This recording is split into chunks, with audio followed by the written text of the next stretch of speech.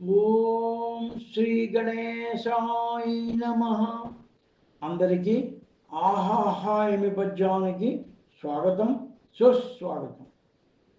పైన పటారం లోన లొటారం, ఈ జగమంతా డంబాచారం అని ఎదుటి మనిషికి చూపేటందుకు నీతులు ఉన్నాయి అని ఇలాంటి లోకోక్తులన్నింటినీ కలిపి ఒక్క పద్యంలో తేలికగా విడమర్చి చెప్పారు శ్రీ వేమన గారు.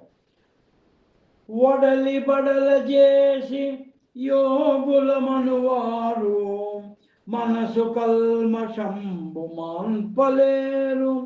పుట్ట మీద గొట్ట భుజగంబు చచ్చున, విశ్వదాభిరామ వినురవేమ.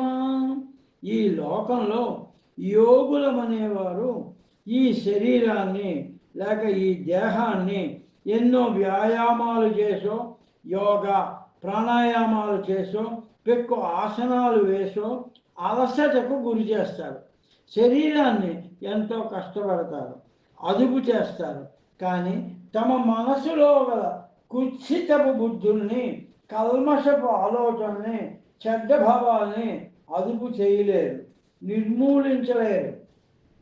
పుట్ట మీద కొడితే లోపలి పాము చావదు కదా, అలాగే శరీరాన్ని అదుపు చేసినంత మాత్రాన లోపలి మనసులోని మలినాలు తొలగవు కదా అంటున్నారు శ్రీ వేమన గారు.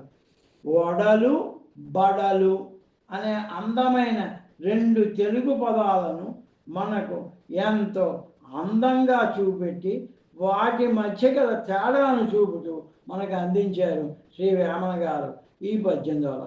ఈ పద్యం మీకు నచ్చినట్లయితే లైక్ చేయండి, షేర్ చేయండి, సబ్స్క్రైబ్ చేయండి. మళ్ళీ మరో పద్యంలో కలుద్దాం. అందరికీ నమస్కారం.